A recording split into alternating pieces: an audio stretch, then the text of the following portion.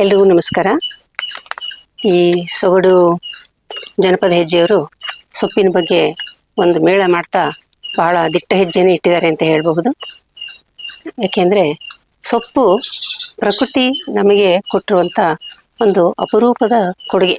ಈ ಸೊಪ್ಪಿನಲ್ಲಿರುವಂಥ ಎಲ್ಲ ಅಂಶಗಳು ಏನೆಲ್ಲ ಇಲ್ಲ ಸೊಪ್ಪಿನಲ್ಲಿ, ಕ್ಯಾಲ್ಶಿಯಂ, ಮ್ಯಾಗ್ನೀಷಿಯಂ, ಸೆಲೀನಿಯಂ, ಕ್ಯಾಡ್ಮಿಯಂ, ಜಿಂಕ್, ಜೊತೆಗೆ ಕಬ್ಬಿಣದ ಅಂಶ ನಮಗೆ ಹೇರಳವಾಗಿ ಸಿಗುವಂಥದ್ದು, ನಾರಿನಂಶ ಹೇರಳವಾಗಿ ಸಿಗುವಂಥದ್ದು ಸೊಪ್ಪು. ಯಾವ ಸೊಪ್ಪು ನಮಗೆ ಬೇಡ ಅನ್ನೋ ಪ್ರಶ್ನೆನೇ ಇಲ್ಲ. ಪ್ರಕೃತಿನಲ್ಲಿ ಸಿಗುವಂಥ ನಾವು ಸೇವಿಸಬಹುದಾದಂಥ ಎಲ್ಲ ಸೊಪ್ಪುಗಳಲ್ಲೂ ಒಂದಲ್ಲ ಒಂದು ಅಂಶ ನಮಗೆ ಆರೋಗ್ಯಕರವಾಗಿ ಇದ್ದೇ ಇದೆ. ಒಂದು ಅಂಶ ನೆನ್ಪಿಟ್ಕೋಬೇಕು, ಸೊಪ್ಪನ್ನ ಬೇಯಿಸುವಾಗ ಕುಕ್ಕರ್ಲಿ ಹಾಕಿ ಬೇಯಿಸ್ಬಿಟ್ರೆ ಸಾಕಷ್ಟು ಅದರಲ್ಲಿರ್ತಕ್ಕಂಥ ಸತ್ವಗಳು ನಾಶ ಆಗಿ ಹೋಗುತ್ತೆ. ಕುಕ್ಕರ್ನಿಂದ ದೂರ ಇಟ್ಟು ಬೇಯಿಸಿದ್ರೆ ಸೊಪ್ಪು ನಮಗೆ ದಕ್ಕುತ್ತೆ. ಒಂದು, ಸೊಪ್ಪು ಬೇಯಿಸುವಾಗ ಹುಳಿ ಪದಾರ್ಥ ಮಿಕ್ಸ್ ಮಾಡಬಾರ್ದು, ಸೊಪ್ಪು ತನ್ನ ಬಣ್ಣ ಕಳ್ಕೊಳ್ಳುತ್ತೆ. ಅದೇ ರೀತಿ ನೆನ್ಪಿಟ್ಕೊಳ್ಳಿ, ತುಂಬಾ ಚೆನ್ನಾಗಿ ಹಸಿರಾಗಿ ಕಾಣ್ತಾ ಇದೆ ಸೊಪ್ಪಿನ ಪದಾರ್ಥ ಹೋಟೆಲ್ಗಳಲ್ಲಿ ಅಂತಂದ್ರೆ ಅದಕ್ಕೆ ಸೋಡಾ ಹಾಕಿರ್ತಾರೆ. ಅದು ಆಲ್ಕಲಿ ಸೇರಿದಾಗ ಸೊಪ್ಪು ಹಸಿರು ಬಣ್ಣವನ್ನ ಪಡ್ಕೊಳ್ಳುತ್ತೆ, ಆಸಿಡ್ ಸೇರಿದಾಗ ಸೊಪ್ಪು ಬಣ್ಣವನ್ನ ಕಳ್ಕೊಳ್ಳುತ್ತೆ. ಇದನ್ನ ಗಮನದಲ್ಲಿ ಇಟ್ಕೊಂಡು ನಾವು ಊಟ ಮಾಡುವಾಗ್ಲೂ ಕೂಡ ಎಲ್ಲಿ ಏನು ತಿಂತಾ ಇದೀವಿ ಅಂತ ನೋಡುವಾಗ ಬಣ್ಣ ಚೆನ್ನಾಗಿದ್ರೆ ಸಾಲದು, ಅದರೊಳಗಿನ ಅಂಶಗಳು ಕೂಡ ನಮಗೆ ಸಿಗೋ ಕಡೆಗೆ ನಾವು ಪ್ರಯತ್ನ ಮಾಡಬೇಕು.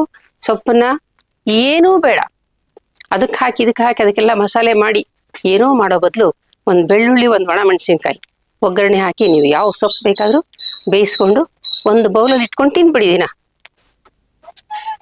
ಸೊಪ್ಪಿನ ವಿಚಾರದಲ್ಲಿ ಬಹಳ ಗಮನಿಸಬೇಕಾದಂಥ ಒಂದು ಅಂಶ ಹಸಿದನ್ನಾಗಿ ತಿನ್ನುವಂಥದ್ದು. ಹೆಚ್ಚು ಜನಗಳಿಗೆ ಹಸಿ ಸೊಪ್ಪನ್ನು ತಿನ್ನೋ ಅಭ್ಯಾಸ ಇರೋದಿಲ್ಲ. ಉತ್ತರ ಕರ್ನಾಟಕ ಕಡೆ ಹೋದ್ರೆ ಎಲ್ಲ ಕೇಳ್ತಾರೆ, ನೀವೇನು ಮೇಕೆ ತಿಂದಂಗೆ ಸೊಪ್ಪು ತಿಂತಿರಲ್ಲ ಅಂತಾರೆ. ನಿಜ. ಒಂದು ಎರೆ ಹೊಲಕ್ಕೆ ಹೋದ್ರೆ ನಾವು ಅಲ್ಲಿರೋಂಥ ಎಲ್ಲ ಸೊಪ್ಪುಗಳನ್ನ ಕಿತ್ಕೊಂಡು ಹಸಿದನ್ನಾಗಿ ತಿನ್ನೋ ಅಭ್ಯಾಸ ಎಲ್ಲರೂ ಇರುತ್ತೆ ಉತ್ತರ ಕರ್ನಾಟಕದಲ್ಲಿ.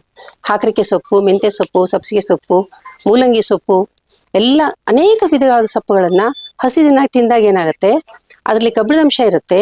ಹಸಿ ತಿಂದಾಗ ವಿಟಮಿನ್ ಸಿ ಸೇರ್ಕೊಳ್ಳುತ್ತೆ, ಕಬ್ಬಿಣ ಹೀರ್ಕೊಳ್ಳೋದಕ್ಕೆ ಸಿ ಅನ್ನಂಗ ಹೆಲ್ಪ್ ಮಾಡುತ್ತೆ.